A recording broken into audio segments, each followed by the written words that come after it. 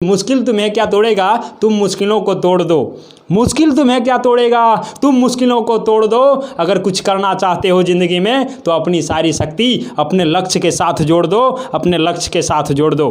तो आपका भी स्वागत है the fast motivation YouTube channel में। आप अपना एक छोटा सा परिचय देंगे। बहुत बहुत धन्यवाद भाई। मेरा नाम नीतीश कुमार हुआ। मैं सुपौल जिला के मध्यम वर्ग से बिलोंग्स करता हूं और यहाँ बीपीएससी की प्रिपरेशन हेतु अध्ययनरत हूँ। जी, जैसा कि आपने सुना कि ये सुपौल ज़िला से आकर के पटना में अपना पढ़ाई को मुकम्मल कर रहे हैं। यहाँ पे क्लास करते हैं और अपने सारे उस रूटीन को फॉलो करते हैं जो उन्हें करना चाहिए। तो हम बात करेंगे दोस्तों कि ये अपना पढ़ाई किस आधार पर करते हैं, पढ़ाई करने का तरीका क्या है। देखिए, पढ़ाई करने का जो मेरा मुख्य तरीका वह प्रीवियस ईयर का क्वेश्चन बैंक है। मैं उस प्रीवियस ईयर के क्वेश्चन बैंक को बार बार देखता हूं और उसी आधार पर अपने आप को मोटिवेट करके अपने तैयारी को अंतिम चरण तक पहुंचाने का मेरा लक्ष्य है। जी, जैसे आप बीपीएससी का तैयारी कर रहे हैं तो कहा जाता है कि एनसीईआरटी इसके लिए बहुत इंपॉर्टेंट रखता है। तो एनसीईआरटी आप पढ़े होंगे। जी, मैं एनसीईआरटी को 2-3 बार पढ़ा हूँ और अभी भी मैं उसे बार बार पढ़ रहा हूँ बेसिक बुक के तौर पे। जी, वही बेस कहा जाता है और उसके आधार पर यदि आप पढ़ लिए तो बहुत आसान हो जाता है आगे। तो यहाँ पे आप क्लासेस ऑफलाइन भी किए होंगे। नहीं, ऑफलाइन क्लासेस तो मैं ज्वाइन करने वाला था, लेकिन तब तक लॉकडाउन लग चुका है। तो मैं अब सोच रहा हूँ कि दृष्टि का जो है पेन ड्राइव कोर्स ले लूँ और उसके माध्यम से ही ऑनलाइन क्लास के माध्यम से पढ़ाई जारी रख सकूँ। जी, अभी ऑनलाइन क्लासेस भी इस तरह से हो गए हैं कि आपको कोई फ़र्क नहीं पड़ता है। यदि आप ऑनलाइन क्लासेस से भी करते हैं तो बहुत आसान होता है। तो वैसे स्टूडेंट जो बीपीएससी को तैयारी करना चाहते हैं लेकिन वो इकोनॉमिक रूप से कमज़ोर हैं या फिर उनको ऐसे समस्याएं हैं जिनके वजह से वो बीपीएससी का तैयारी या फिर यूपीएससी का तैयारी नहीं कर पा रहे हैं, तो उनको आप क्या कहेंगे। देखिए, आज के इस डिजिटल युग में यूपीएससी या बीपीएससी जैसे एग्ज़ामों का तैयारी करना बहुत आसान हो गया है। जब से इस लॉकडाउन की प्रक्रिया की शुरुआत हुई है तो हमारे देश के सबसे प्रमुख जगहों में से एक मुखर्जी नगर माना जाता है। दिल्ली यूपीएससी की तैयारी करवाने के लिए वहाँ के कोचिंग संस्थानों ने इस लॉकडाउन के दरमियान ऑनलाइन क्लास की व्यवस्था और पेन ड्राइव कोर्स की व्यवस्था करा रखी है, जिसके माध्यम से आप 2-3 बच्चे को साथ मिला करके उसको परचेज कर सकते हैं और उसके माध्यम से आप पढ़ाई कंटिन्यूस कर सकते हैं। जो ऑफलाइन बैच में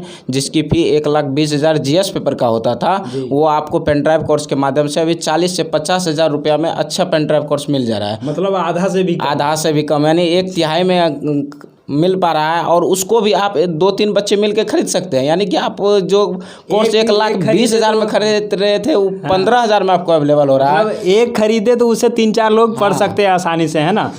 तो कह सकते हैं कि अब जो शिक्षा उतना महंगा नहीं रह गया है सबके लिए। यदि आपके अंदर में वो जुनून है कि हम भी बीपीएससी का तैयारी करके कुछ ऐसा काम करें जो समाज के लिए परिवर्तनीय कार्य हो, तो दोस्तों आपको भी आगे बढ़ने की ज़रूरत है। जैसा कि भाई ने बताया कि हम मध्यम वर्ग से बिलोंग करते हैं और मध्यम वर्ग से बिलोंग करने के बाद भी वो सपना आँखों में सजाए हुए हैं कि एक ना एक दिन अधिकारी ज़रूर बनना है। तो वैसे स्टूडेंट जो निम्न वर्ग से हैं उनको भी आगे बढ़ने का सलाह देंगे। जी जरूर। और क्या कहेंगे उनको। और ये जो व्यवस्था खास करके अपनाई गई है इस लॉकडाउन में, मैं अभी जिक्र कर रहा था ऑनलाइन पेन ड्राइव कोर्स के, इसके माध्यम से निम्न वर्ग और मध्यम वर्ग को बहुत आसान हो गया है कि आप 2-3 बच्चे मिल करके उस कोर्स को परचेज कर सकते हैं और अपने पढ़ाई को निरंतर घर बैठकर भी जारी रख सकते हैं।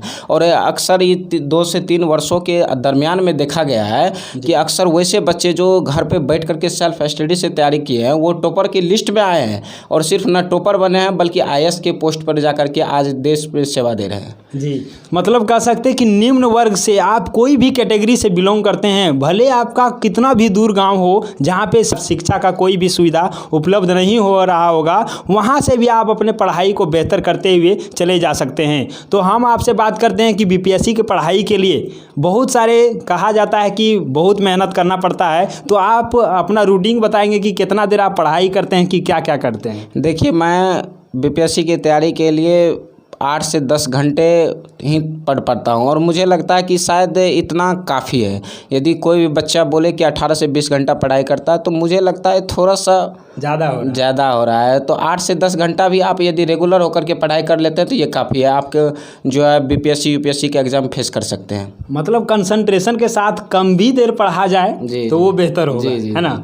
तो ये नहीं है कि बहुत सारे स्टूडेंट जैसा कि हम भी मिले हुए हैं तो यूपीएससी और बीपीएससी का तैयारी करने वाले कहते हैं कि हम 18 घंटा पढ़ते हैं, तो क्या वो संभव लगता है? नहीं, वो मुझे लगता है फेंकता है। 18 घंटा शायद किसी भी मानव के साथ संभव नहीं हो सकता है। आप लोग जैसा कि जानते भी होंगे, आज हमारे देश के सुप्रसिद्ध शिक्षकों में माना जाता है विकास दिव्य कीर्ति सर, दृष्टि आइस के फाउंडर भी है। तो उन्होंने भी एक वीडियो में बोले थे कि जो बच्चा सिंसियर होकर के 7 से 8 घंटा पढ़ाई कर ले ना, तो उसका यूपीएससी का मेंस एग्ज़ाम आराम से निकल पाएगा और आईएएस बनेगा वो। वैसे भी हम बात करेंगे कि जो 18 घंटा कहते हैं तो वो तो कहीं ना कहीं फेक ही कर रहे हैं, क्योंकि 24 घंटा समय होता है और कहा जाता है कि यदि आप 6 से 7 घंटा सोते हैं तभी आप आसानी से और भी कार्य कर सकते हैं। तो 6 से 7 घंटा सोने में भी देखें तो उसके बाद भी हमारा 17 घंटा बचता है, तो उसमें भी और भी काम पड़ जाते हैं। लेकिन लोग पता नहीं 18 घंटा कहते हैं, तो वो किसी भी रूप से संभव हो सकता है उनके लिए। लेकिन हम कहेंगे दोस्तों, जैसा कि इन्होंने भी बताया कि कम समय में भी हम उस सफलता को प्राप्त कर सकते हैं, लेकिन वही कंसंट्रेशन होना चाहिए। तो आप ये बताइए कि वैसे स्टूडेंट जो कंसंट्रेशन नहीं बना पाते हैं, तो कंसंट्रेशन बनाने के लिए आप क्या करते हैं? कंसंट्रेशन बनाने के लिए यदि आप मान के चलिए लगातार पढ़ाई कर रहे हैं, उस दरमियान यदि आप पढ़ाई से भटक रहे हैं, तो थोड़ी देर मूवी देख लीजिए, या एंटरटेनमेंट के लिए राज्यसभा लोकसभा टीवी दी गई है, जिसको मर्ज करके अभी फ़िलहाल संसद टीवी नाम दिया गया है, उनको आप देख सकते हैं। उसके माध्यम से आप यूपीएससी में जो है आ रहे करंट अफेयर्स को भी टच कर सकते हैं, उससे संबंधित क्वेश्चन भी आगे बना सकते हैं। तो यह एक अच्छा माध्यम होता है कि आप बीच में एंटरटेनमेंट लेकर के अपने पढ़ाई को जो है कंसंट्रेट कर पाएँ। जी, पढ़ाई के साथ साथ कुछ ना कुछ एंटरटेनमेंट होना चाहिए। बीच में हो सकता है 2 लोग मिल करके खेल भी खेल लें 10 मिनट 15 मिनट, तो उससे क्या होता है कि माइंड रिलैक्स हो जाता है और फिर आप आसानी से पढ़ाई कर पाते हैं। तो आप जैसा कि बताया कि रूटीन नहीं बनाए हुए है ना, रूटीन नहीं बनाए हुए उसके बाद पढ़ाई करते हैं, तो ऐसा नहीं लगता है कि अभी हमारे पास कोई रूटीन नहीं है तो पढ़ें कि नहीं पढ़ें, कुछ और करें? देखिए, रूटीन बनाने का मुझे लगता है कि शायद कोई खास मतलब नहीं, क्योंकि रूटीन बना ले आप 24 घंटा में 18 घंटा का और उस रूटीन को फॉलो ही नहीं करें, तो फिर वो तो बेकार है। हाँ। लेकिन आप यदि रूटीन नहीं बनाते, आपके अंदर वो मनसा है कि हम उस चीज़ का प्रिपरेशन कर रहे हैं, उसको फेस करना है, तो आप 8 से 10 घंटा अपने माइंड में लेकर के चले और छोटे छोटे सेगमेंट में 2 से 2.5 घंटा का सेगमेंट लेकर के चले और खुद ब खुद तैयार हो जाता है। तो आपका बीपीएससी कब तक क्रैक करने का टारगेट है? आई होप, मुझे लगता है कि 2023 तक मेरा ऑनर्स क्लियर होगा, तो मैं 2023 के अटेम्प्ट में मैं चाह रहा हूँ कि मेरा क्लियर हो जाए। जैसा कि आप अभी ग्रेजुएशन कर ही रहे हैं और इसी दौरान अपना पढ़ाई भी जारी किए हुए हैं, तो इनका टारगेट है कि ग्रेजुएशन हो जाने के बाद तुरंत हमारा टारगेट होगा कि फर्स्ट अटेम्प्ट में ही हम क्रैक कर लें, है ना। तो चलिए, बहुत खुशी की बात है कि आप अपने उस ऊंचाई तक पहुँचें, उस मुकाम को अचीव करें और अपने उस माँ बाप के जो सपना है उनको पूरा करें। तो आपसे मिल करके बहुत अच्छा लगा।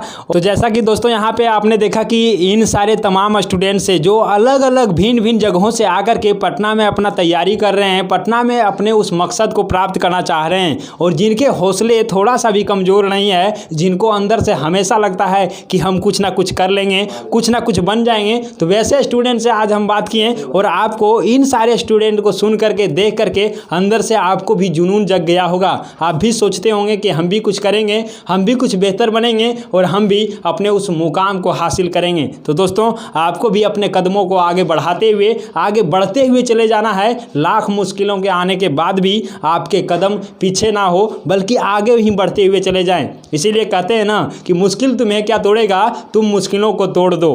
मुश्किल तुम्हें क्या तोड़ेगा, तुम मुश्किलों को तोड़ दो। अगर कुछ करना चाहते हो ज़िंदगी में, तो अपनी सारी शक्ति अपने लक्ष्य के साथ जोड़ दो, अपने लक्ष्य के साथ जोड़ दो। तो दोस्तों, आप सभी को ये वीडियो बहुत अच्छा लगा होगा, तो चैनल को सब्सक्राइब कर लीजिएगा और वीडियो को लाइक कर दीजिएगा और अपने दोस्तों के साथ जो पढ़ाई कर रहे हैं उनके साथ शेयर भी कर दीजिएगा। तो हम आपसे मिलते हैं अगले वीडियो में। तब तक के लिए जय हिंद, वंदे मातरम।